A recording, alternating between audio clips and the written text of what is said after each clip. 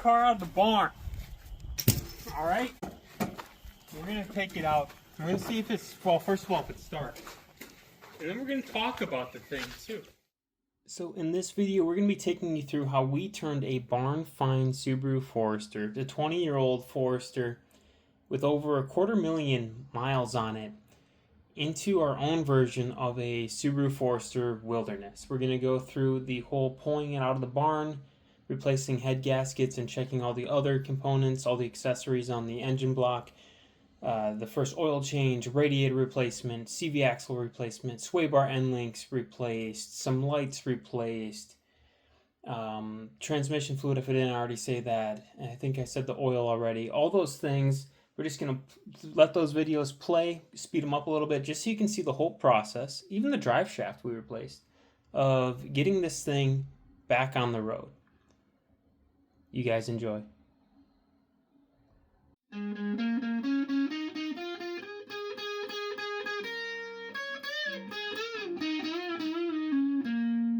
All you have to do is access the head gasket, we think it's this one, that is buried underneath all this shit. So you get to take everything off in here. First, we're going to go ahead and take the cap off the oil, because we're going to drain all of our fluids.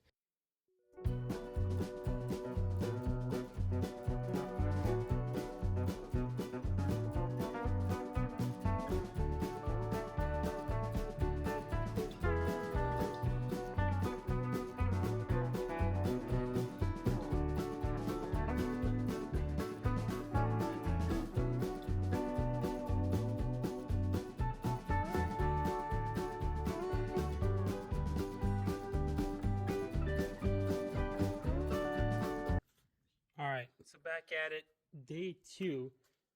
Radiator's out, exhaust manifolds out. This is what we're looking at now. Now to get to these head gaskets, I've confirmed what I have to do is just do whatever I gotta do to take all this shit out of here. So I don't really know exactly where to start, but we're just gonna start hitting up some bolts and detaching things from things.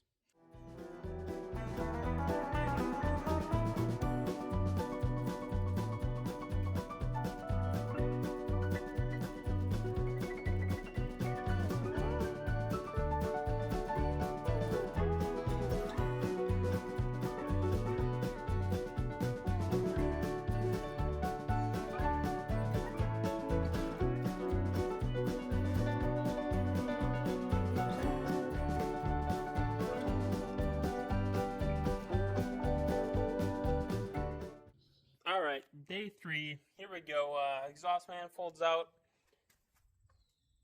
alternator, air conditioning, condensed thing, power steering pump, radiator, air intakes out. All we have to do now, not all we have to do, what we do next is we take the headers out. So, it doesn't look like it's too bad. There's bolts on each of them. I think there's 2 on each one, so there's going to be like 8 main bolts total, and then there's a lot of stuff plugged into this, and there's also fuel lines and shit we'll have to take off that way. So I'm going to start by just unplugging what I see. We're going to get those bolts, and we're just going to take this thing off.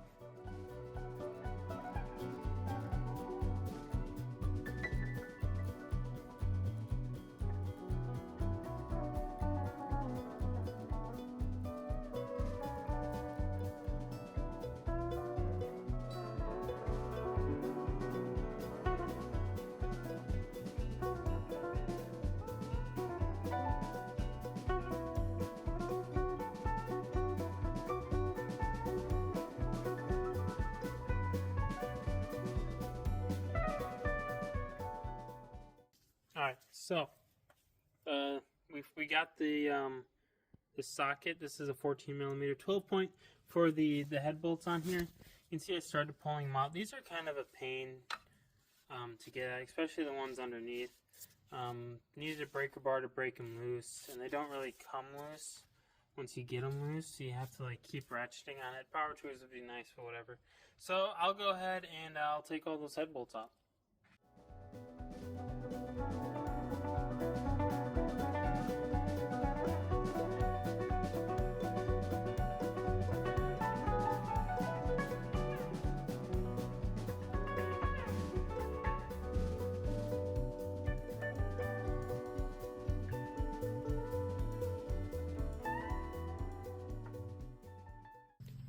Alright, so we're ready to start putting things back together. Hopefully I remember how to do this. This is why we took videos. I'm going to start by cleaning out the cylinders. There isn't much to do there. I'm just going to do like some WD-40, which is what's in there right now. Kind of wipe it around a little bit, let that evaporate, and maybe take a little bit of oil on a rag and just get what's left out there. Not worried about any oil being left over in the cylinders. That's kind of just the way it's supposed to be anyways. See, these are pretty dirty. I'm just going to try to get the dirt out of them. So we're going to start with that. And then I'll also scrub the surface of where the head and where the gasket goes with a wire brush as well to try to get all that junk off too.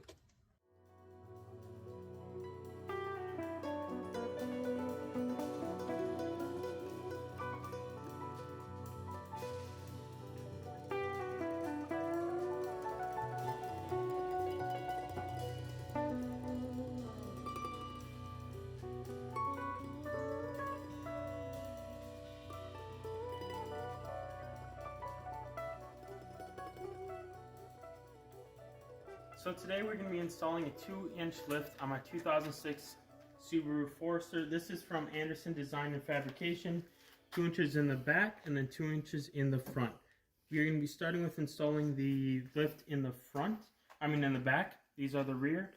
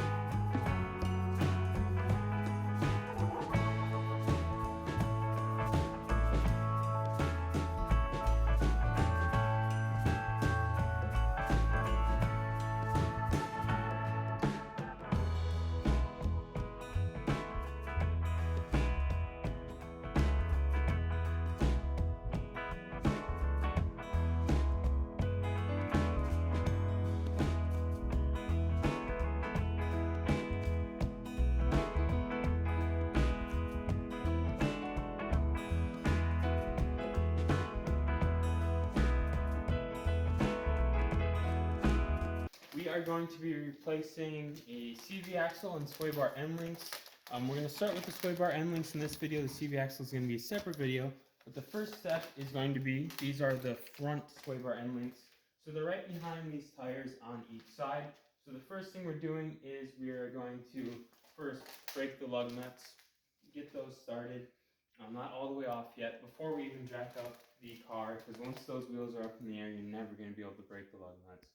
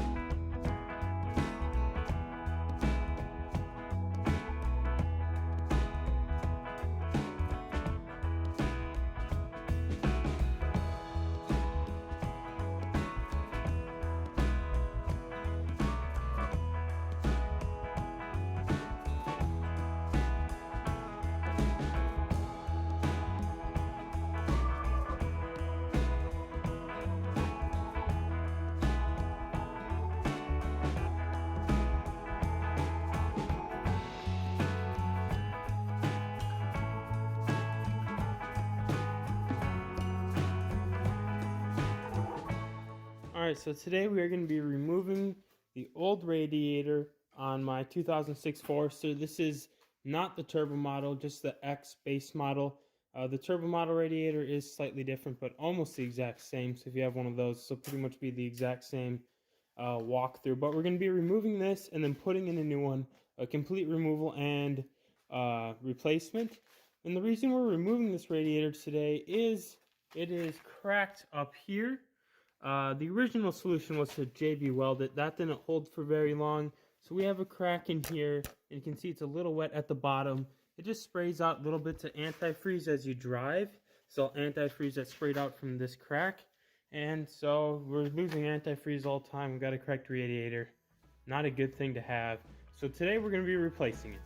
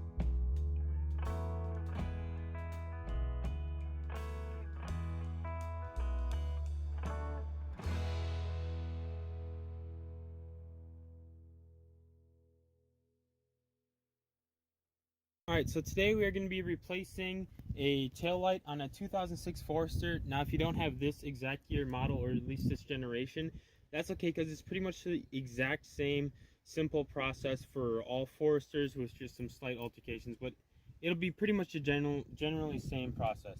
In our case, we're going to be replacing this light. However, we are going to be taking this entire thing off. So if you have any of these other lights that are out, the blinker, whatever, brake lights, reverse lights, it all comes off all in one piece, so it shouldn't be too hard.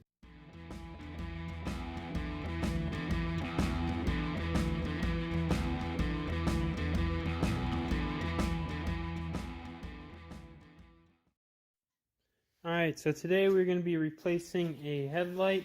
Now in this car we have this headlight that's out.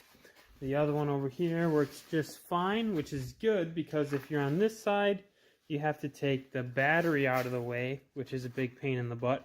But however, we are on this side, so should be much easier and not take too long here.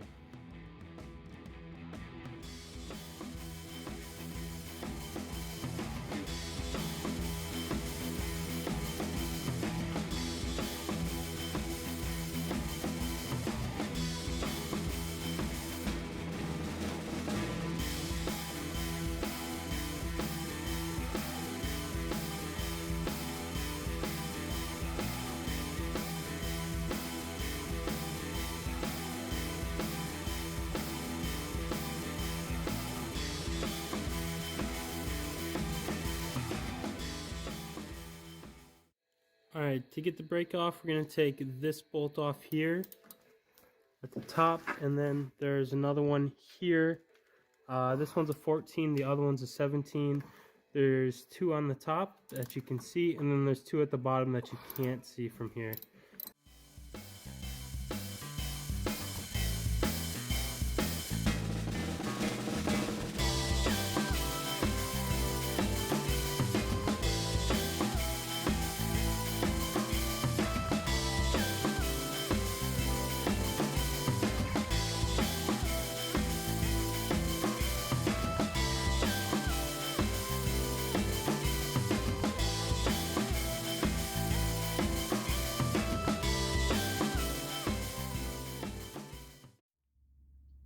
Alright, so today we're going to be replacing an exhaust gasket. This is the one right before the catalytic converter, I believe.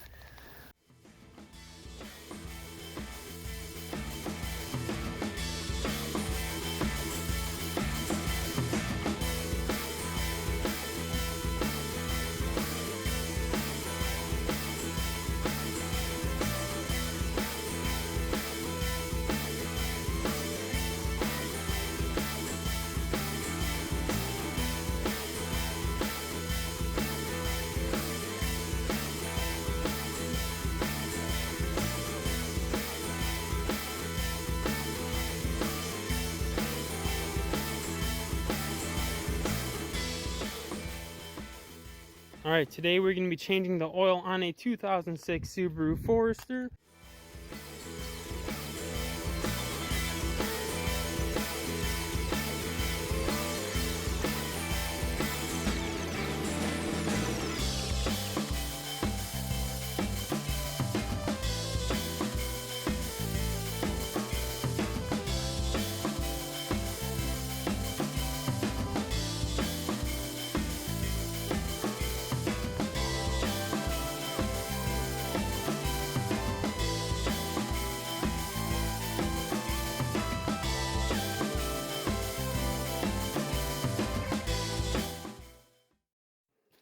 Alright, so today we're changing the transmission fluid on a 2006 Forester.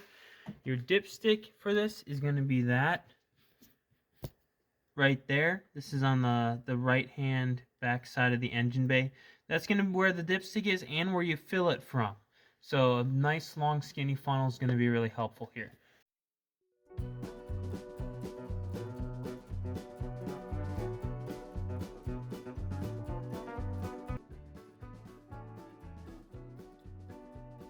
What we did to this thing is we put a 2-inch lift on this thing and we gave it some real deal tires. Alright, come take a look at the tire and acknowledge the gap here we're looking at.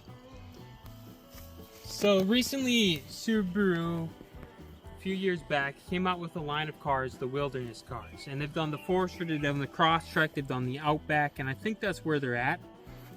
I don't think they're doing any more, but those are the ones that they made, Wilderness. And what they did with the Wilderness is they did give them a little bit more clearance. All right, they did lift them. I think it was like an inch and a half. It depends on the model. And they gave them Yokohama Geolanders.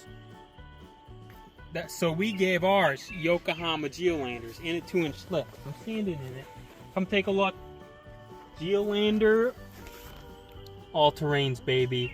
I believe these to be the Geo15s, G015, those ones. Excellent tire. Excellent tire. Great for handling on the road. Great for driving on the dirt, in the mud, and in the snow.